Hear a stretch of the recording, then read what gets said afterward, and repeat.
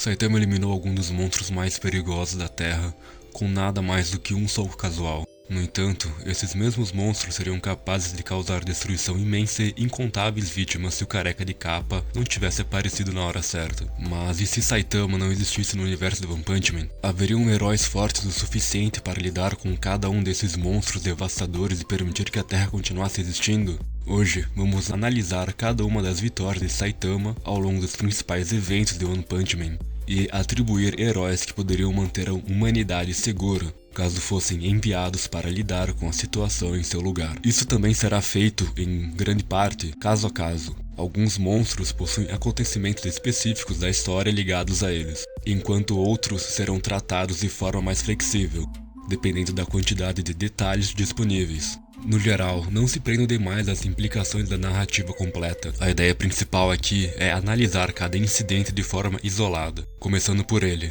Vaccine Man. Esse monstro chegou sem a menor intenção de agir com calma e começou a destruir tudo imediatamente. Não demorou muito para que uma cidade inteira estivesse à beira da devastação. Como sabemos, Saitama apareceu para salvar o dia e o resto é história. No entanto, descobrimos posteriormente que nem tudo dependeria necessariamente do nosso querido Careca. Durante esse incidente, vários heróis classe S já estavam sendo direcionados para a ameaça. Tatsumaki estava sendo contatada, Metal Knight estava prestes a receber novas ordens, e Pig God estava a 4 horas de distância. Além desses três, os heróis mais próximos a caminho eram Tank Top Master, Metal Bat e Atomic Samurai. Isso significa que, chegando todos juntos ou em sequência, o mais provável era que Vaccine Man acabasse enfrentando uma situação de 3 contra 1. Agora, o poder de Vaccine Man, incluindo sua transformação, possui algumas interpretações diferentes. As duas mais populares são: ele estaria no mesmo nível de um executivo da Associação de Monstros, ou ele seria mais fraco do que Carnage Kabuto por causa de uma declaração em um databook. Existem outras interpretações, mas essas são as mais comuns. Como esse não é um vídeo focado em Power Scaling, não vamos levá-las em consideração. Se considerarmos Vaccine Man como um monstro de nível executivo, então a força combinada de Atomic Samurai, Metal Bat e Tank Top Master seria suficiente para derrotá-lo. Pelo que vimos, Vaccine Man não possui regeneração significativa, ou talvez não possua regeneração alguma. Por isso a combinação dos cortes de Atomic Samurai, a força de apoio de Tank Top Master e do espírito de luta crescente de Metal Bat provavelmente acabariam com Vaccine Man mais cedo ou mais tarde. E poderíamos até ver estratégias parecidas com as utilizadas durante o arco da Associação de Monstros. Tank Top Master poderia lançar Metal Bat e Atomic Samurai para o alto, permitindo que atacasse Vaccine Man caso ele permanecesse voando. Ou então, os heróis poderiam avançar sobre ele da mesma forma que enfrentaram Melzagar, caso ele permanecesse no solo. Por outro lado, se Vaccine Man for realmente mais fraco que o Carnage Kabuto, a luta seria muito mais fácil. Nesse cenário, os 3 heróis sequer precisariam se esforçar tanto, já que Atomic Samurai sozinho daria conta de derrotar o vilão. Outro monstro que também não perdeu tempo foi o Beefcake. Beefcake começou causando enormes danos à cidade D e depois seguiu em direção à cidade B. Foi lá que Saitama mostrou a ele que o Suco era inferior à rotina de treinos do Rei do Soco. Beefcake é muito parecido com Vaccine Man, no sentido de que também possui várias interpretações sobre seu nível de poder. E curiosamente, as duas interpretações mais populares são praticamente as mesmas. Nível executivo da Associação de Monstros, ou nível mais fraco do que o Carnage Kabuto. É aquele databook que tá carregando o Kabuto nas costas. Pessoalmente, acredito que aquela afirmação se refere apenas aos monstros da Casa da Evolução, não a todos os monstros da série, mas isso é uma discussão para outro dia. Independente disso, se Beefcake estiver abaixo de Carnage Kabuto em poder geral, a minha escolha seria o Super Alloy Darkshine. Ele mostraria a esse gigante viciado em esteroides o que é a força de verdade e colocaria em seu devido lugar. Beefcake não conseguiria atravessar as suas defesas e, independente do tamanho do gigante, a força dos golpes de Darkshine seria suficiente para derrubá-lo em pouco tempo. Por outro lado, se considerarmos Beefcake como um monstro de nível executivo, a situação se torna um pouco mais complicada. Derrubar esse monstro levando em conta atributos de nível dragão significa que ele não cairia tão facilmente. Nesse cenário, a aposta mais segura seria simplesmente chamar Tatsumaki para dar uma boa torcida no gigante. Outra possibilidade seria Flash Flash. Com sua velocidade ele poderia cortá-lo rapidamente como um turbilhão brilhante de golpes até que Beefcake sofresse um corte fatal, já que dificilmente ele conseguiria acompanhá-lo devido à sua alta velocidade. De qualquer forma, a humanidade teria opções para lidar com esse gigante. O próximo é o Rei Subterrâneo. Não aquele dos sonhos. esse aqui. Segundo os criadores da série, é consenso que o Rei Subterrâneo possui força semelhante ao Rei do Mar Profundo. Isso significa que essa vítima de Saitama acabaria se tornando uma vítima da classe S para qualquer herói razoavelmente acima do nível de Puri Puri Prisoner do início da série. Como o Rei Subterrâneo vem acompanhado de um pequeno exército, acho que uma batalha entre Tank Top Master e o seu exército Tank Top teria uma combinação divertida. Os Tank Toppers avançariam gritando contra as hordas subterrâneas, enquanto Tank Top Master enfrentaria o próprio Rei Subterrâneo, conquistando uma vitória inspiradora em nome da magia do Tank Top. Seguindo agora com um tema mais animal, Mosquito Girl recebeu um tapa que acabou com sua carreira de destruição, e embora ela ainda seja viva no mangá, se Saitama não estivesse por perto, alguém precisaria ter lidado com essa bela ameaça insetoide. Considerando que ela é um monstro de nível demônio e que Genos a derrotou facilmente em sua simulação de revanche no início da segunda temporada, isso significa que a maioria dos heróis classe S conseguiria resolver esse problema sem grandes dificuldades. Uma escolha interessante seria o Drive Knight. Seria divertido ver quais formas ele utilizaria para lidar com os enxames de mosquitos e como sua abordagem tática o levaria à vitória. Seguindo com o Beast King e a sua turma, como o Beast King está no máximo no nível do Rei do Mar Profundo e Armored Gorilla está abaixo disso, os outros dois não fariam tanta diferença assim. Acho que seria uma ótima oportunidade para Atomic Samurai e seus discípulos brilharem. O Atomic enfrentaria o Beast King e o derrotaria facilmente, enquanto Yan, Okamataishi e Bushdrill cuidariam dos demais. E caso eles estivessem tendo alguma dificuldade, o Atomic Samurai iria intervir e mostrar para seus discípulos como que eles devem fazer as coisas. Cara de Kabuto costuma ser um monstro muito divertido de discutir em comparações com outros heróis, mas aqui a situação é bem simples. Graças a um audiobook oficial, sabemos que Dark Shine é superior a ele em praticamente todos os aspectos. Portanto, se Kabuto escapasse e começasse uma onda de destruição, encontrar Dark Shine significaria o seu fim. Ou então, mantendo o Atomic Samurai e seus discípulos na mesma missão, eles também seriam capazes de lidar com a criação mais poderosa da Casa da Evolução. Saindo um pouco dos monstros e indo para um desastre natural, eu gostaria de incluir o meteoro nessa discussão. Se analisarmos a situação da forma como ela foi apresentada na história, parecia que ninguém realmente chegaria a tempo para lidar com o meteoro. Diferente dos monstros, o meteoro era uma ameaça imediata. Se você não o enfrentasse naquele momento específico, não haveria uma segunda oportunidade depois. Eu tenho certeza que a Tatsumaki poderia lidar com aquele meteoro. O problema é que ela nem é mencionada durante o incidente. Então, sem Saitama presente, ninguém parece capaz de interromper o avanço do meteoro. Bang não demonstrou intenção de tentar. Genos ainda não tinha poder suficiente, e Metal Knight também não parecia particularmente afim de fazer alguma coisa. Pelo que vimos, ninguém poderia impedir o meteoro de atingir a Cidade Z. Isso significaria a destruição da cidade, mas não o fim da humanidade. O mundo continuaria existindo e Metal Knight ganharia mais um projeto de reconstrução para a sua lista de tarefas. O Rei do Mar Profundo é um caso bastante simples. A maioria dos heróis classe S teria meios de derrotá-lo naquele ponto da história. Mas já que faz tempo que o Pig God não aparece, vamos dizer que ele acaba chegando ao local depois que o Rei do Mar Profundo já causou bastante confusão. Lembrando que o Pig God sobreviveu ao ácido estomacal do Ganos. Então, comparado a isso, o cuspe ácido do Rei do Mar Profundo pareceria apenas um molho levemente apimentado. O próximo grupo a ser derrotado por Saitama foi o Exército dos Ladrões da Matéria Escura. Vamos analisar seus principais membros. Depois que Melzargard fosse derrotado, Groribas seria o próximo desafio para o grupo formado por Puri Puri Prisoner, Bang, Atomic Samurai e Metal Bat.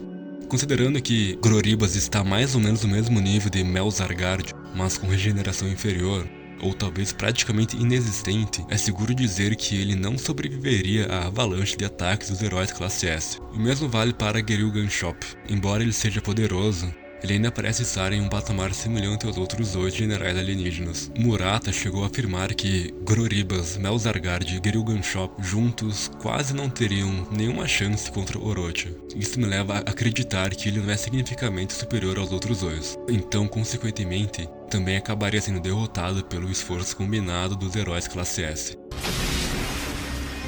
Então chegamos a Boros, o maior problema da lista. Naquele ponto da história, nenhum dos heróis classe S seria capaz de derrotá-lo. Muitas pessoas já discutiram a batalha entre Tatsumaki e Boros ao longo dos anos, mas a interpretação mais popular continua sendo a mesma. Boros é forte o suficiente para derrotar todos os heróis classe S, com exceção talvez de Blast. E quem sabe até Watch Dog Man, dependendo de qual teoria você prefere. Só que assim, Blast nunca demonstrou qualquer intenção de aparecer para salvar uma cidade em específico. Então, embora ele provavelmente tivesse poder suficiente para resolver a situação, não existe nenhuma evidência concreta de que ele realmente apareceria. Então isso nos deixa com alguns cenários possíveis. No primeiro, Boros derrota todos os heróis e destrói a Terra. No segundo, ele derrota todos os heróis, mas decide poupar o planeta. No terceiro, ele vence a batalha, agradece pela diversão e vai embora procurando um adversário melhor. Também existe a possibilidade de que Boros jamais teria vindo à Terra se Saitama não existisse, já que a profecia que ele seguiu poderia nunca ter apontado para esse planeta. Mas sendo realista, este é o primeiro momento da série em que podemos dizer que a humanidade corre um risco genuíno de extinção. Se Boros decidir destruir a Terra após derrotar os heróis, não tem muito o que fazer. Então, para continuar a análise, vamos assumir que Blast aparece ou que Boros simplesmente vai embora após a luta. O próximo é Pluton, e sinceramente não existe muita informação sobre ele. Tudo que sabemos é que se trata de um monstro nível dragão que causou destruição massiva na cidade Y. Metal Knight com certeza conseguiria eliminá-lo com seu arsenal de bombas. Outra possibilidade seria Metal Bat. Pode parecer estranho para algumas pessoas, mas Metal Bat possui a capacidade de aumentar continuamente seu poder através do espírito de luta. Já vimos ele enfrentar criaturas absurdamente mais poderosas, como o Sage Centipede. Como Pluton não possui uma carapaça tão resistente quanto o Elder Centipede ou o Sage Centipede, eventualmente Metal Bat acumularia força suficiente para destruí-lo. Ou você pode escolher um herói da classe S que, com certeza, nesse ponto da história, qualquer um daria conta do monstro. Bakuzan, transformado em monstro, normalmente é tratado como um nível dragão baixo, principalmente porque foi completamente humilhado por Gouketsu e chegou a ser ferido por Suiryu, quando esse já estava exausto. Como Saitama foi quem o eliminou, ele entra na lista. Sem Saitama presente, Bakuzan provavelmente passaria algum tempo comemorando sua nova força antes de encontrar com algum herói da classe S. Todos eles seriam capazes de derrotá-lo. Eles são mais rápidos, mais letais e possuem técnicas superiores. Gouketsu, por outro lado, seria um problema maior. Gouketsu é um daqueles personagens cujo verdadeiro nível de poder ainda gera alguns debates. Uma das interpretações mais seguras é colocá-lo próximo ao nível do Elder Centipede, mas cada um possui pontos fortes diferentes. Enquanto o Elder Centipede se destaca pela resistência, tamanho e regeneração, Gouketsu se destaca por habilidade, precisão e experiência em combate. A falta da monstruosa capacidade de sobrevivência do Elder Centipede é justamente o que levaria à derrota. Bang e Bomb juntos com certeza conseguiriam derrotá-lo. Além de serem artistas marciais superiores, ambos possuem técnicas capazes de causar danos devastadores rapidamente, especialmente se Bang utilizasse Awakening Breath, estado que sabemos ser capaz de rivalizar com o Garou monstro. Flash e Flash também seria uma possibilidade interessante. Seria um confronto entre força e técnica contra velocidade e letalidade.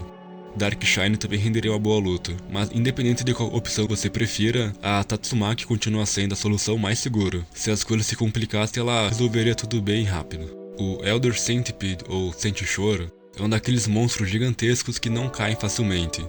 Mas eu acredito que quando Bang tirou a camisa e se preparou para usar o Awakening Breath, ele realmente tinha condições de encerrar aquela luta. Sabemos o quão poderoso Bang se torna nesse estado graças ao desempenho que demonstrou contra Garou monstro. E vale lembrar que naquela luta contra Garou, Bang estava se segurando.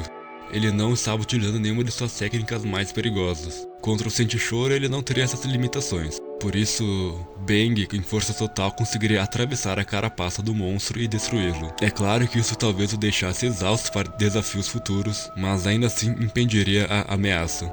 E se por acaso você não concorda com isso, nós poderíamos facilmente apelar para Tatsumaki. Ela com certeza derrotaria a Centopeia facilmente.